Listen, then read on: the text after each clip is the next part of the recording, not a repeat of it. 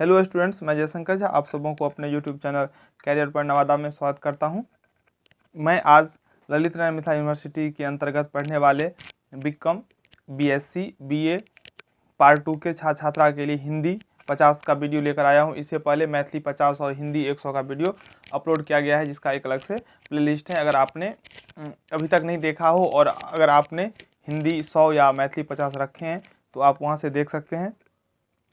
सभी video arts, commerce, science तीनों faculty के स्टूडेंट्स के लिए है, तो इसमें कोई भेदभाव की बात नहीं है। जो हम साइंस रखे हैं तो नहीं देख सकते हैं, कॉमर्स रखे हैं तभी देखेंगे, या आर्ट्स रखें तो आप सभी फैकल्टी के स्टूडेंट्स देख सकते हैं, तो प्लीज़ देख लें। आज मैं हिंदी 50 का बहुत ही महत्वपूर्ण प्रश्न जो आपके होने वाले एग्ज़ाम में पूछे जाएंगे उसको शामिल किया है। तो आइए देखते हैं आज का वीडियो स्टार्ट करने से पहले बता दूं, अगर आपने अभी तक हमारे चैनल को सब्सक्राइब नहीं किया है तो प्लीज़ सब्सक्राइब करके बेल आइकन को प्रेस कर दें, ताकि हमारे द्वारा दी गई किसी भी वीडियो की जानकारी आप तक सबसे पहले पहुंचे। चलिए स्टार्ट करते हैं आज का यह वीडियो। इस वीडियो में जो सबसे पहला टॉपिक है उसमें हम संजीवनी को शामिल किए हैं। आपके जो पाठ्य पुस्तक है उसमें पहला जो है संजीवनी, ये बहुत ही अच्छा कहानी है। अगर आप पढ़ेंगे तो आपको बहुत ही इंटरेस्टिंग लगेगा, लेकिन अब समय बहुत कम है इसलिए उतना डीप में जाने की आवश्यकता नहीं है। जो प्रश्न एग्जाम के पॉइंट ऑफ व्यू से बेहतर है उसको हम शामिल कर रहे हैं। चलिए देखते हैं। पहला प्रश्न है संजीवनी है। संजीवनी है यानी कौन सा काव्य है? तो संजीवनी खंड काव्य है। संजीवनी क्या है? खंड काव्य। संजीवनी क्या है? खंड काव्य। दूसरा प्रश्न है आरसी प्रसाद सिंह की रचना क्या है? तो संजीवनी। तो इसको ऐसे ही पूछा जा सकता है, संजीवनी किनके द्वारा लिखा गया है? तो उसका उत्तर हो जाएगा आरसी प्रसाद सिंह, या आरसी प्रसाद सिंह की रचना है तो संजीवनी। आपके पाठ्य पुस्तक में आरसी प्रसाद के द्वारा संजीवनी लिखा गया है। तीसरा प्रश्न है संजीवनी काव्य का प्रारंभ कहाँ होता है? संजीवनी काव्य का प्रारंभ कहाँ होता है? देवासुर संग्राम से। देवासुर संग्राम, अगर देवासुर को दो भाग में बांटे तो देव और असुर होता है। देवता और असुर के बीच में यह युद्ध हुआ था, जिसको देवासुर संग्राम कहा जाता है, और संजीवनी काव्य का प्रारंभ यहाँ से होता है, यानी कि देवासुर संग्राम से। चौथा प्रश्न दावन सेना, दानव सेना होने से। दानव सेना किस पर आक्रमण करती है? तो दानव सेना अमरावती पर आक्रमण करती है। दानव सेना अमरावती पर आक्रमण करती है। पांचवा प्रश्न शुक्राचार्य कौन थे? तो शुक्राचार्य दैत्यों अर्थात दानवों के गुरु थे। छठा प्रश्न कच्छ कौन था? कच्छ है बृहस्पति का पुत्र। क्योंकि यह युद्ध बहुत विशाल हुआ था, बहुत ही भयानक हुआ था, क्योंकि इस युद्ध में होता क्या था, तो देवलोक के द्वारा देवता के द्वारा जितने भी असुर को मारा जाता था, मारते थे, उसको इनके पास था संजीवनी विद्या, यानी कि असुर के गुरु शुक्राचार्य के पास, शुक्राचार्य के द्वारा संजीवनी विद्या से असुरों को पुनः जीवन दे दिया जाता था। फिर से वो जीवित हो जाता था और देवता से युद्ध करने के लिए अगले दिन आ जाता था। तो यह युद्ध बहुत दिनों तक चला, जो कि देवताओं के लिए बहुत परेशानी का बात हो गया, क्योंकि अब इस युद्ध को कैसे जीता जा सके। तो कच्छ को भेजा गया था शुक्राचार्य के यहाँ संजीवनी विद्या सीखने के लिए, और कच्छ बृहस्पति के पुत्र थे। कच्छ बृहस्पति देव के पुत्र थे। तो वहाँ पे जाके बहुत सारा घटना घटित हुआ, जिसके बाद इन्हें संजीवनी विद्या का ज्ञान हुआ और फिर वापस लौटे। तो आइए देखते हैं अगला प्रश्न। अगला प्रश्न सातवां, भारतीय संविधान के अनुसार हिंदी राष्ट्रभाषा है या राजभाषा? तो संविधान के अनुसार हिंदी जो है वो राजभाषा है, राष्ट्रभाषा के रूप में हिंदी को शामिल नहीं किया गया है। आठवां प्रश्न है संजीवनी का प्रकाशन कहाँ से हुआ है? तो संजीवनी का प्रकाशन तारामंडल पटना से हुआ है। नौवां प्रश्न बिहार की राजभाषा है, तो बिहार की राजभाषा हिंदी है, यानी कि बिहार का प्रथम लैंग्वेज जो है वो हिंदी है, सेकंड लैंग्वेज उर्दू है। 10वां प्रश्न देवयानी किसकी पुत्री थी? तो देवयानी शुक्राचार्य की पुत्री थी। देवयानी का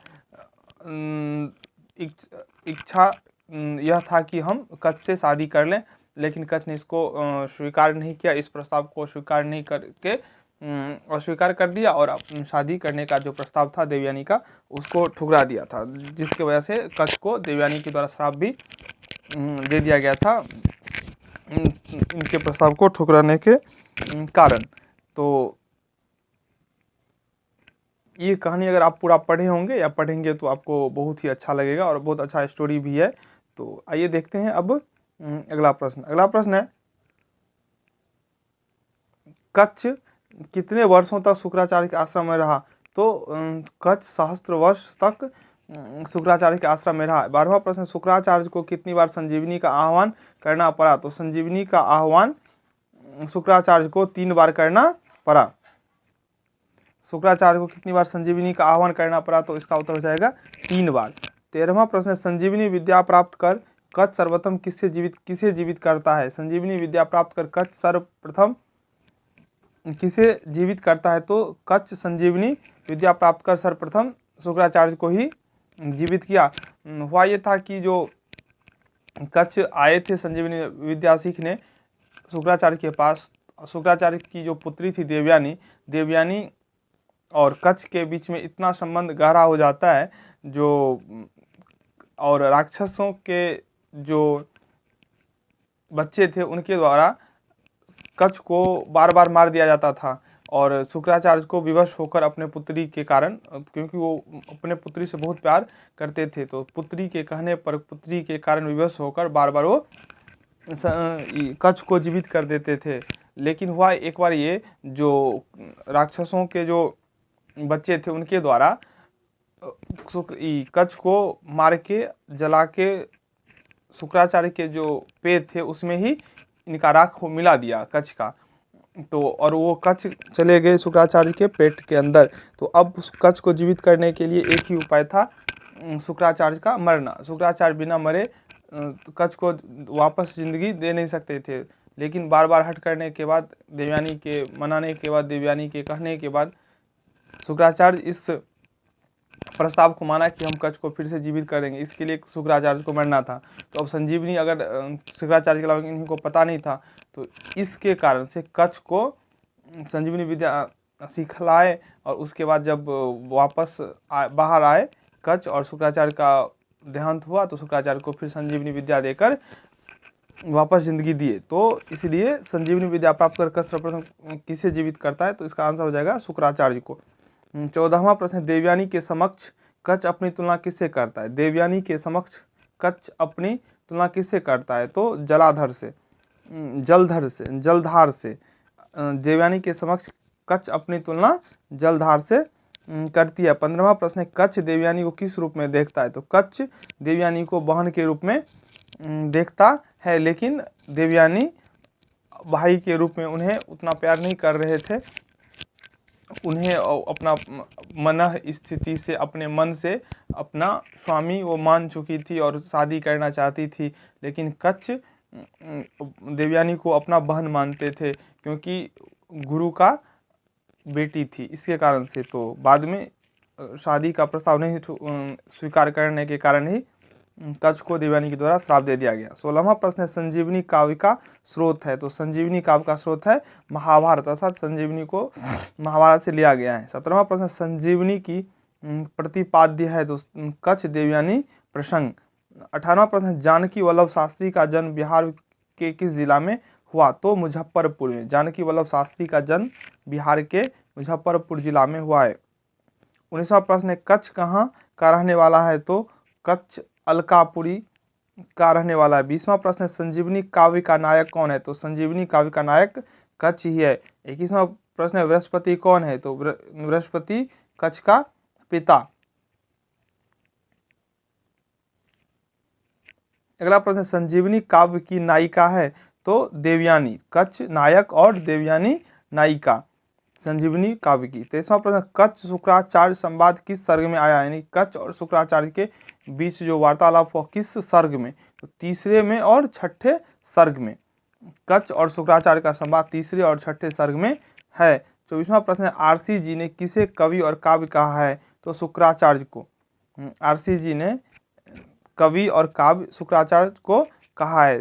25वां प्रश्न है, संजीवनी के रचयिता कौन है? तो संजीवनी के रचयिता आरसी प्रसाद सिंह है। संजीवनी की कथा कितने सर्गों में है? बहुत ही महत्वपूर्ण है प्रश्न यह। संजीवनी की कथा कितने सर्गों में है? तो संजीवनी की कथा 9 सर्गों में है।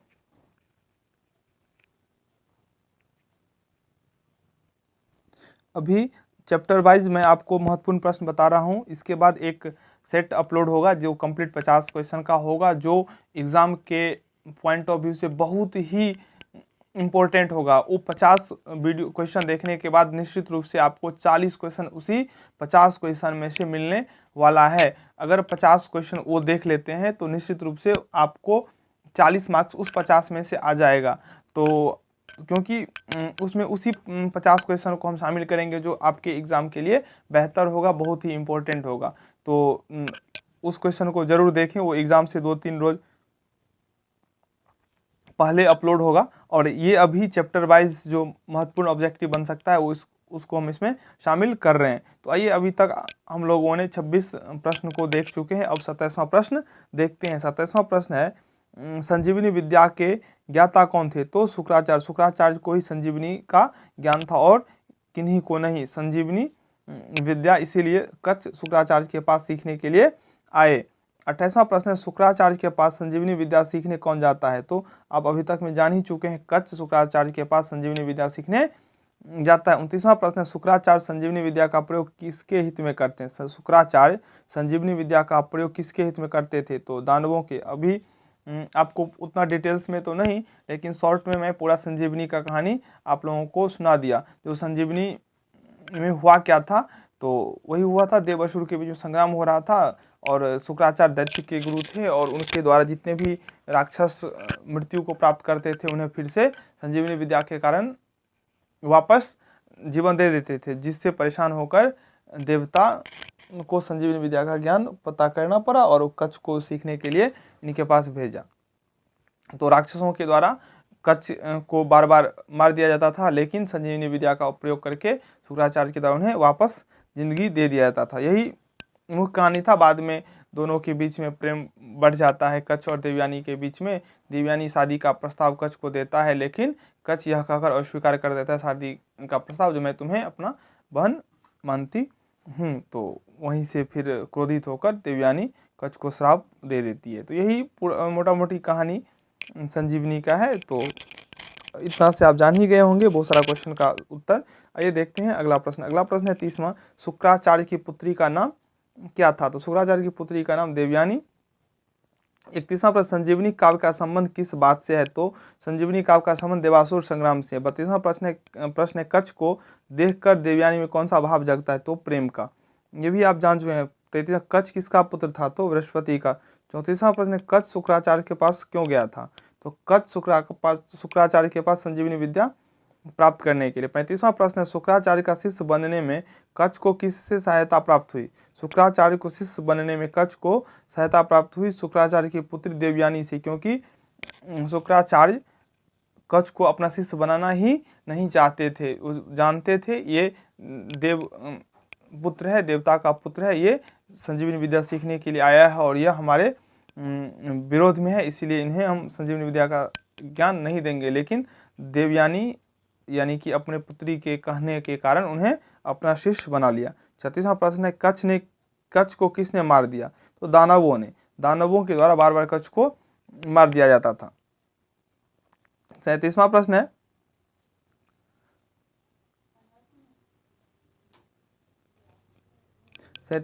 है, दानव बालकों द्वारा मार दिए गए कच्छ को किसने पुनर्जीवित कर दिया?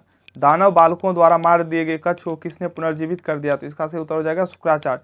38वां प्रश्न है, कच्छ को मारकर दानवों ने उसके अस्थि मांस को जलाकर किसके पेय में मिला दिया? तो कच्छ को मारकर दानवों ने उसके अस्थि मांस को जलाकर शुक्राचार्य के पेय में मिला दिया और शुक्राचार्य उस पेय को पी गए।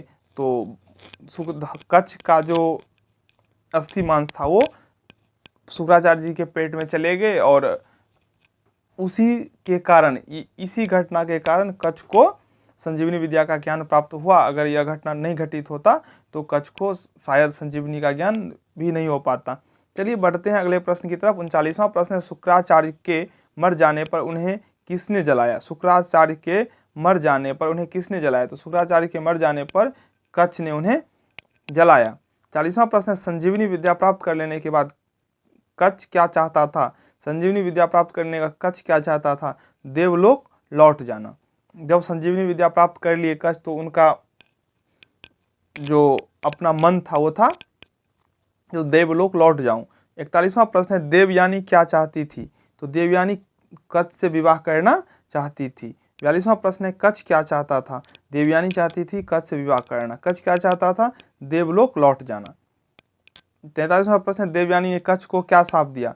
तो देवयानी ने कच्छ को श्राप दिया कि संजीवनी विद्या फलीभूत नहीं होगी, यानी कि संजीवनी विद्या सीखने के लिए देवयानी ने कच्छ को जितना मदद किया उसका कोई फायदा न हो, यही श्राप दे दिया गया देवयानी के द्वारा।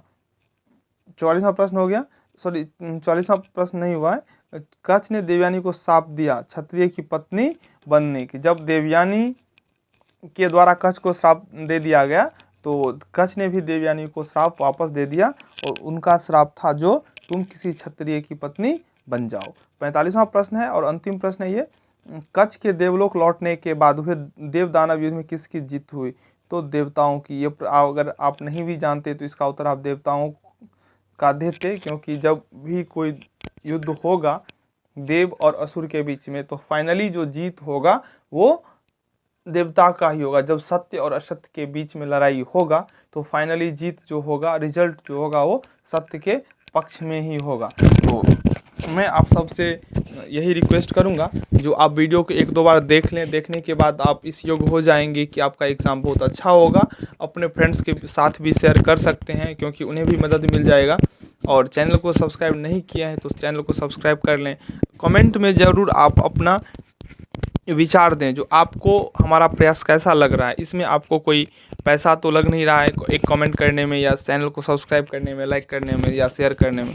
तो आप हमारे चैनल को प्रमोट करने में, चैनल को आगे बढ़ाने में अपना एक छोटा सा मेहनत, जो कि हमारे लिए बहुत बड़ा होगा, तो आप करें प्लीज़। आगे का वीडियो का इंतज़ार कीजिए। प्रत्येक रोज़ मैं आपके लिए वीडियो अपलोड करूँगा, और आप देखिए अपना जो ज़िंदगी का लक्ष्य है पढ़ाई करके कुछ करना, उसमें अपना मंजिल पाइए। चलिए ठीक है, थैंक यू।